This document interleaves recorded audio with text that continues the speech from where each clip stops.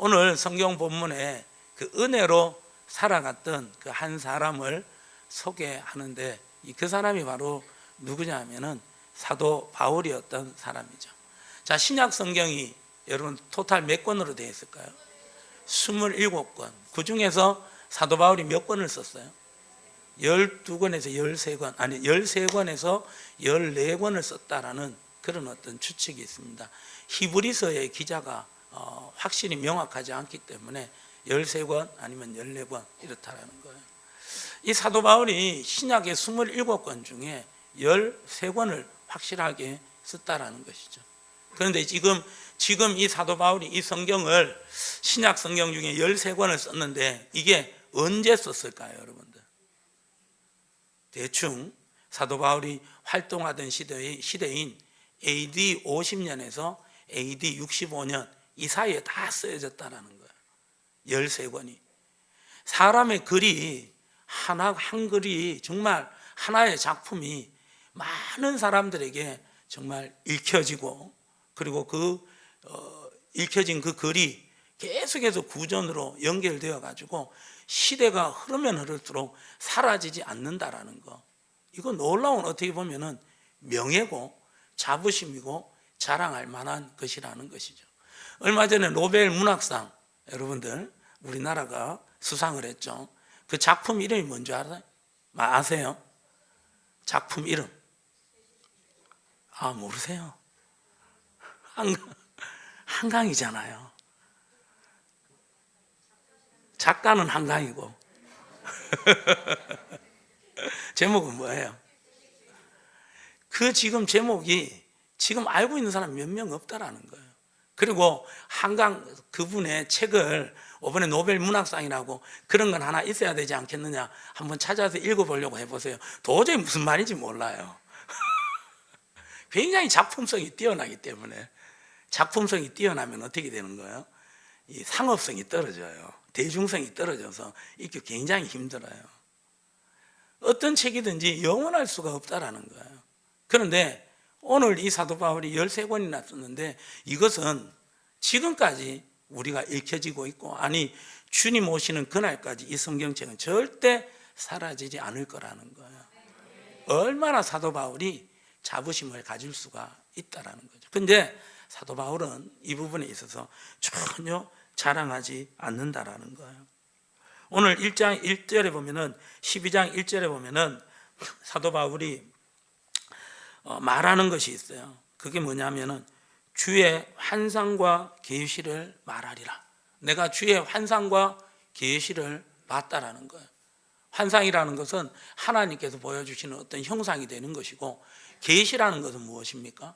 하나님께서 열어서 보여주시는 모든 것을 말하는 거예요. 그러니까 계시라는 것은 하나님에 대해서 인간이 아무리 자기의 어떤 지식과 노력으로 하나님을 알 수 있느냐? 알 수 있어요, 없어요? 절대 없어요. 하나님께서 자기 자신을 열어서 보여주지 않는 이상은 절대 하나님을 알 수가 없다라는 거예요. 그래서 하나님께서 자기 자신을 열어서 보여준다. 이게 바로 뭐예요? 계시라는 거예요. 잠자는 자들이 여여여 일어날지어다 여. 이게 계시가 아니라 하나님께서 이 자기 자신을 열어서 보여주시는 거예요. 그래서 이 성경책도 뭐가 될 수 있는 거예요? 계시가 될 수 있는 거예요. 왜요? 하나님께서 자기 자신을 소개하는 책이기 때문에 이 계시라는 거예요. 특별히 계시한다. 그래서 이 계시가 무슨 계시? 특별 계시라는 거예요. 특별 계시. 그래서 우리는 이 성경을 우리 가운데 소유했다라는 이 자체가 우리에게 하나님께서 주신 특별한 은혜로 여러분들 믿으시고 고백하시고 감사함으로 이 특별 계시 성경을 보실 수 있기를 축복합니다. 사도 바울이 자기가 환상과 계시를 봤다라는 거예요. 그런데 그 계시가 바로 뭐냐? 2절의 말씀에 보시면은 내가 그리스도 안에 있는 한 사람을 아노니 그는 14년 전에 셋째 하늘에 이끌려 간 자라 그가 몸 안에 있었는지 몸 밖에 있는지 나는 모르거니와 하나님은 아시느니라. 자, 여기에서 사도 바울이 환상과 계시를 봤다고 하면서 2절에 가서는 내가 그리스도 안에 있는 한 사람을 안다. 자기가 환상과 계시를 봤다고 하는데 2절에서 갑자기 뜬금없이 내가 그리스도 안에 있는 한 사람을 아는데 그 사람이 어떤 사람이라고요? 14년 전에 셋째 하늘에 이끌려간 자라는 거예요. 그리고 3절에 내가 이런 사람을 아노니 그가 몸 밖에 있었는지 몸 안에 있었는지 나는 모르거니와 하나님은 아시느니라. 그리고 4절에 그가 낙원으로 이끌려가서 말로 표현할 수 없는 말을 들었으니 사람이 가히 이르지 못할 말이로다. 지금 사도 바울이 환상과 계시를 봤다고 하면서 사도 바울이 지금 자기가 본 것이 아니라 그 환상과 계시를 본 사람을 안다라는 거예요. 셋째 하늘은 바로 어디냐면은 천국이라는 거예요. 그걸 4절에서 낙원이라는 것이죠. 그곳에 올라간 사람을 내가 안다, 이렇게 얘기하는 거예요. 여기에서 사도 바울이 왜 이렇게 얘기하는 것까? 왜 이렇게 이야기하는 것일까요? 지금 사도 바울은 이 이야기를 하고 싶지 않았던 거예요. 1절의 말씀해 보시면은 무익하나마 어떻게 해요? 내가 부득불 자랑한다라는 거예요. 내가 부득불 이걸 자랑할 수밖에 없다. 그래서 내가 주의 환상과 계시를 봤다. 그러면서 자랑하면서 누가 본 거예요? 누가 셋째 하늘에 올라가서 누가 낙원에 갔다 왔는 거예요? 사도 바울 본인이 갔다 온 거예요. 그런데 2절부터 4절까지 끝까지 내가 셋째 하늘에 올라간 사람, 낙원에 이끌려서 갔다 온 사람 내가 안다 그러면서 사도 바울 자신을 이렇게 자랑하고 드러내지 않으려고 한다는 것이죠. 오늘 이 모습을 보면서 은혜로 살아가는 사람의 모습을 우리가 볼 수 있다는 거예요. 그게 바로 뭐냐면은 은혜로 살아가는 사람은 이 자기가 은혜 받은 그 모든 부분에 있어 가지고 오직 자기 자신이 드러나지 않고 누구를 드러나기를 원하는 거예요. 그렇죠. 하나님을 자랑하고 드러나기를 원한다라는 것이죠. 사도 바울이 부득불 내가 환상과 계시를 봤다, 이게 말할 수밖에 없는 이유가 바로 뭐냐면은 이 고린도 교회 안에 거짓 교사들이 있었다라는 거예요. 그래서 거짓 교사들이 말 그대로 이단이에요. 다른 어떤 하나님의 말씀을 전하고 있었고, 이 사람들이 교회를 흔들기 위하여서 지도자를 흔들려고 했다라는 거예요. 그 지도자가 바로 누구냐? 사도 바울이었던 거예요. 그래서 그 고린도 교회를 세운 사도 바울을 흔들어 버리면 그 교회 자체를 흔들어 버리고 무너뜨릴 수가 있다라는 것이죠.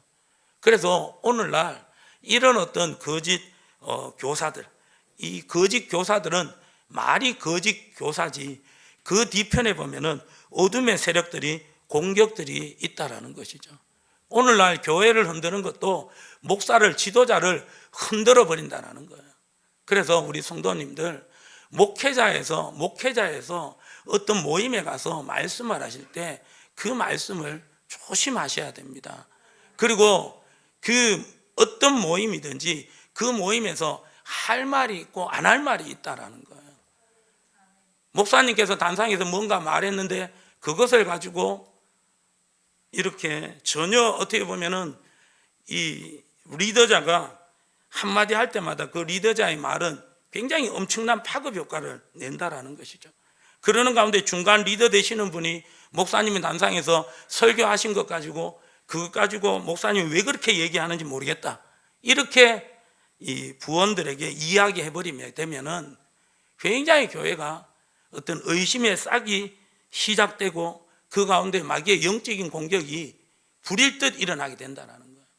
마귀가 쏘는 여러분들 영적인 무기의 실체는 바로 뭐냐면은 불화살이라는 거예요.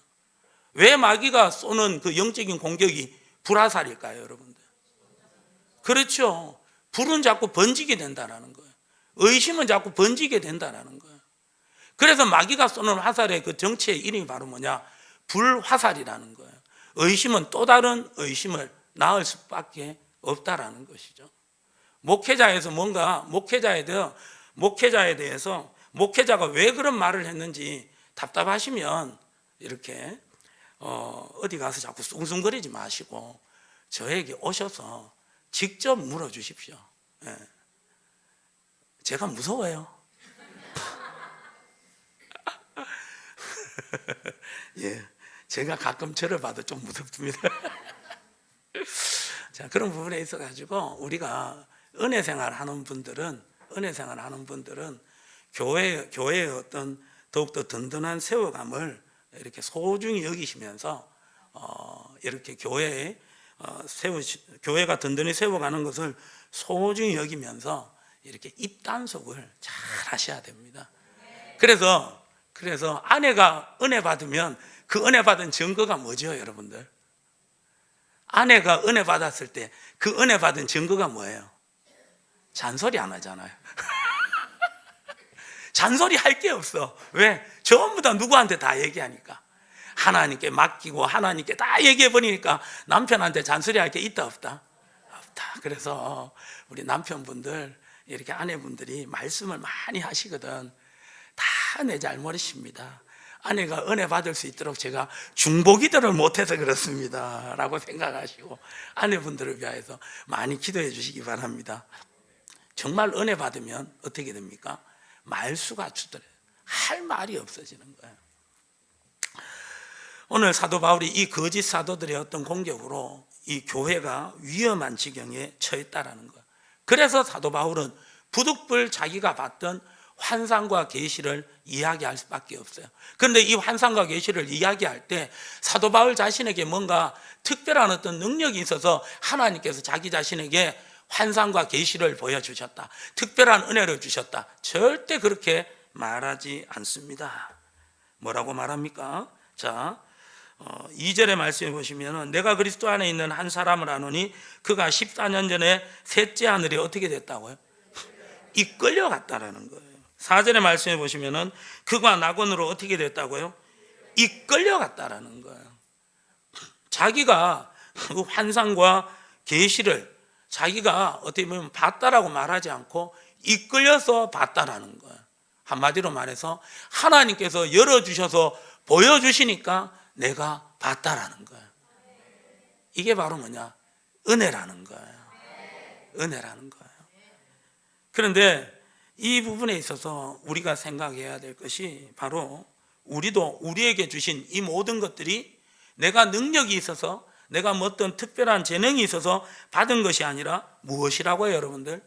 하나님의 은혜로 감사히 받을 수 있기를 예수님의 이름으로 축복합니다. 그래서 교회는 하나님께서 어떤 사람을 쓰시느냐? 은혜를 사모하는 사람을 하나님께서 은혜 부어주시고 하나님께서 쓰시는 줄 믿습니다. 그래서 천국은 어떤 자의 것이라고요? 침노하는 자의 것이라는 거예요. 침노한다라는 것은 들어가기를 원한다라는 거예요. 사모한다라는 거예요. 그것을 내 거를 소유하기를 원한다라는 거예요. 그 천국을 사모하는 자에게 하나님께서 무엇을 주신다고요? 은혜를 주신다라는 것이죠. 그리고 정말 은혜로 살아가는 사람은요, 결정적인 순간에는 무엇을 자랑할 수가 있어야 됩니까? 하나님께서 내게 주신 은혜를 자랑할 수가 있어야 되는 거예요. 사도 바울도 보세요. 거짓 교사들이 교회를 흔들어 버리니까 이때까지 사도 바울이 아무 이야기 하지 않다가 사도 바울이 고린도 교회를 세워가면서 정말 그 교인들에게 자기의 어떤 권위를 내세울 수가 있고 자기가 받은 은혜를 이야기하면서 나 이런 사람이야 라고 얼마든지 얘기할 수 있는데 사도 바울이 이야기하지 않다가 고린도 교회에 어려움이 생기니까 거짓 사도들로 말미암아 고린도 교회가 힘들어지니까 그때 사도 바울이 무엇이라고 하는 거예요? 자기가 받은 그 환상과 계시에 대해서 말씀한다라는 거예요. 그래서 정말 은혜 받은 사람은요, 은혜 받은 증거가 있어야 된다라는 거예요. 하나님께서 정말 자기 자신에게만 주시는 그 은혜가 있어야 되는데 사도 바울은 그걸 받았다라는 거예요.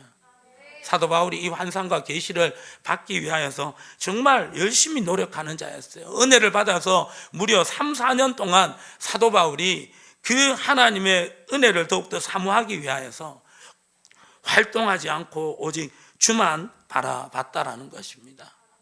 그래서 우리가 정말 은혜 받은 자의 모습으로 살아가기 위해서는 주신 은혜를 자랑도 하지 말아야 되지만 주신 은혜, 자랑할 만한 하나님의 은혜도 있어야 된다는 거예요. 아멘. 주신 은혜도 뻐기고 자랑하는 것도 그것도 잘못된 것이지만, 그렇다고 하나님의 은혜를 사모하지 않는 것도 잘못됐다라는 거예요. 은혜로 살아가는 사람은 자기가 받은 은혜를 자기가 받았다고, 자기가 노력해서 받았다고, 난 특별한 사람이라고 은혜 받았다고 그렇게 말하는 것도 아니지만은 또한 그 은혜를 사모할 수도 있어야 되는 줄 믿습니다. 우리 오늘 오전에 우리가 그 능력을 사모하는데, 어떤 능력을 우리가 여러분들 사모하고 그 능력으로 정말 모든 정죄로부터 자유함을 얻고 마귀를 이기자, 모든 죄에 대해서 씻음을 받자라고 얘기했죠. 여러분들 무엇을 받아야 된다고요? 보혈의 능력을 받아야 되는 줄 믿습니다. 보혈의 능력이 우리를 모든 죄에서 여러분들 죄사함의 역사를 허락해 주시는 줄 믿습니다. 우리 보혈의 능력으로 말미암아 모든 이 마귀의 세상의 정죄로부터 우리가 자유함을 얻게 되는 줄 믿습니다. 보혈의 능력으로 우리가 승리하게 되는 줄 믿습니다. 보혈의 능력, 이 능력을 다른 사람이 받는 걸 부러워할 것이 아니라 우리도 여러분들 받을 수 있어야 되는 줄 믿습니다. 소유하기를 소망할 수 있기를 예수님의 이름으로 축복합니다. 이걸 사모할 수 있어야 돼요. 그래서 우리 보혈기도, 우리 12개 기도문 여러분들 함께 우리 또 한번 선포하면서 나아가 보도록 하겠습니다. 자, 제가 선창하면 여러분들은 노란 색깔 되어 있는 거 읽으시면 됩니다. 자, 예수님의 보혈은 사단의 손에서 나를 구속하셨습니다. 예수님의 보혈은 모든 저주에서 나를 구속하셨습니다. 예수님의 보혈은 나를 위하여 영원한 언약을 이루어 주셨습니다. 예수님의 보혈은 하나님 아버지와 다른 사람들 그리고 모든 피조물과 평화와 화해를 이루게 하셨습니다. 예수님의 보혈은 모든 죄에서 나를 용서하셨습니다. 예수님의 보혈은 모든 죄로부터 나를 깨끗하게 하셨습니다. 예수님의 보혈은 모든 정죄로부터 나를 변호하여 나를 대적하는 마귀의 고소를 무효하고 내가 결코 죄를 짓지 않은 것처럼 나를 의롭게 하십니다. 예수님의 보혈은 나를 성화시키고 거룩하게 하여 나를 주님께 속하게 되었고 헌신하게 되었으며 주님의 사역을 위해 구별되었습니다. 예수님의 보혈은 내가 살아계신 하나님을 섬기도록 죽은 행실로부터 나의 양심을 깨끗하게 하십니다. 예수님의 보혈은 나로 하여금 거룩하신 하나님을 섬기도록 지성소로 들어가게 하십니다. 예수님의 보혈은 나로 하여금 사단과 그의 모든 권세를 극복하게 하셨습니다. 예수님의 보혈은 나의 영원한 기쁨의 근원이 되십니다. 아멘. 그러면 자연스럽게 나오는 찬양이 뭘까요? 주의 보혈 능력이 또다 주의 피 믿으오 주의 보혈 그 어린 양의 매우 귀중한 피로다. 한 번 더 믿음으로 주의 보혈 능력이 또다 주의 피 믿으오 주의 보혈 그 어린 양의 매우 귀중한 피로다. 할렐루야. 아멘. 이 보혈의 능력을, 이 보혈의 기도문을 통하여서 우리의 삶 가운데 꼭 경험하셔가지고 모든 죄로부터 자유하시고 마귀로부터 승리할 수 있는 여러분 우리의 신앙생활 될 수 있기를 예수님의 이름으로 축복합니다.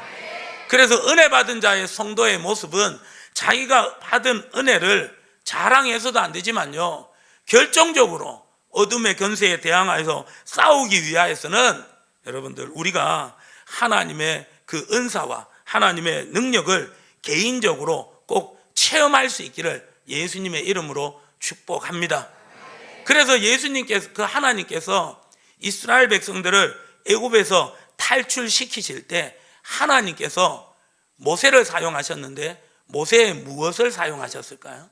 모세의 들고 있는 무엇을? 지팡이를 사용하셨다라는 거예요. 하나님의 능력이 바울 이 모세의 손에 있었다라는 거예요.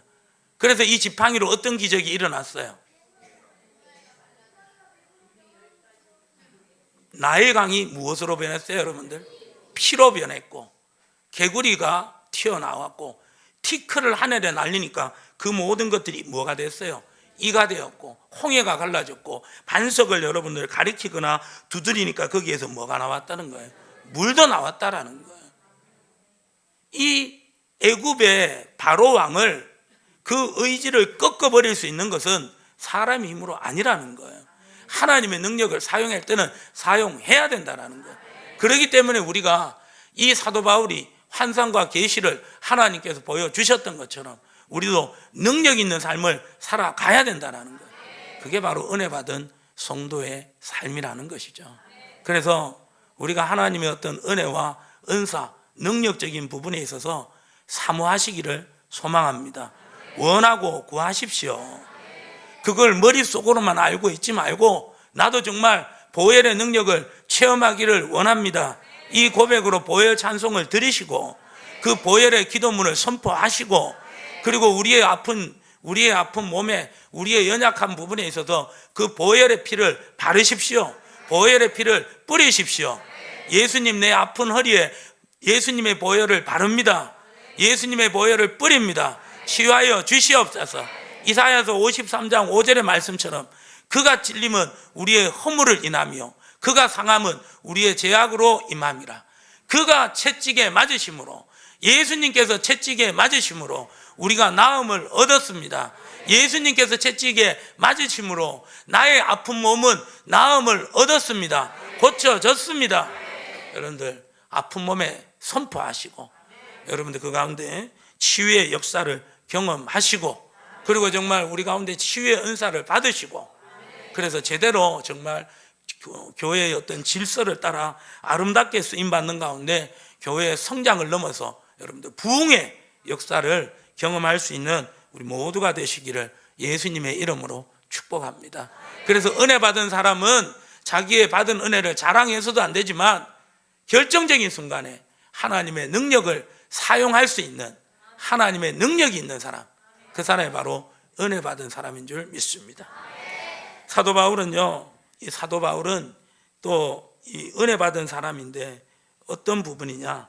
자, 사도 바울이 이런 기도를 드리고 있습니다. 자, 8절의 말씀해 보시면은 다 같이 읽어봅니다. 시작. 이것이 내게서 떠나가게 하기 위하여 내가 3번 주께 간구하였더니. 사도 바울이 이걸 떠나가기 위하여서 3번 주께 간구했는데 그게 바로 뭐냐? 7절에 보면은 여러 계시를 받은 것이 지극히 크므로 그를 너무 자만하지 않게 하시려고 내 육체에 뭐요?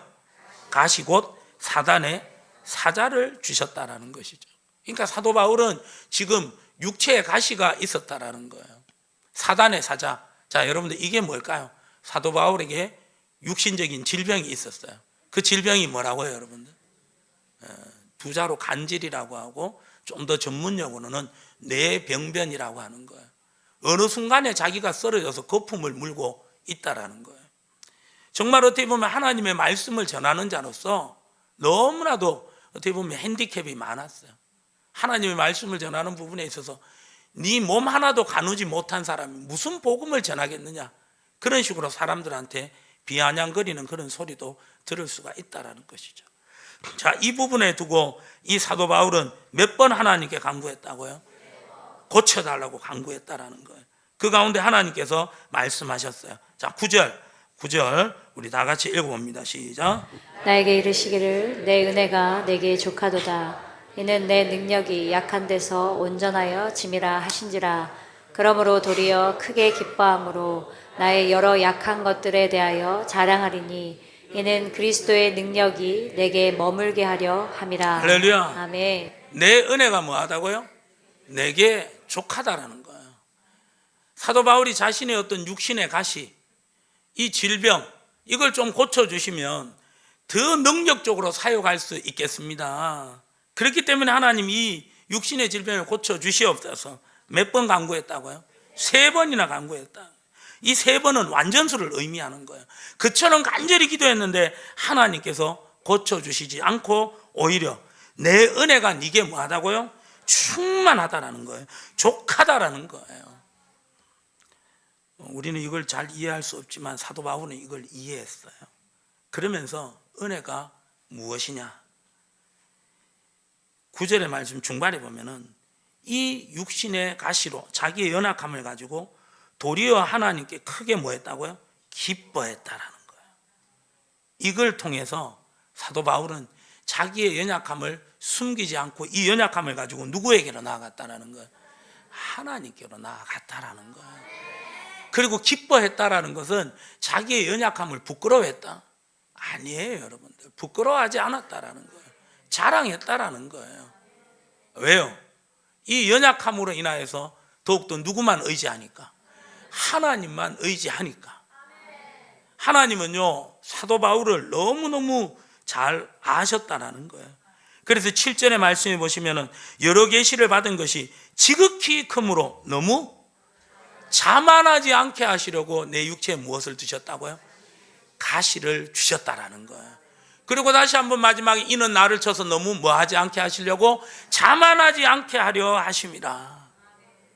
그러니까 이 연약함도 사도 바울 자신에게는 여러분들 이 부끄러운 것이 아니었어요.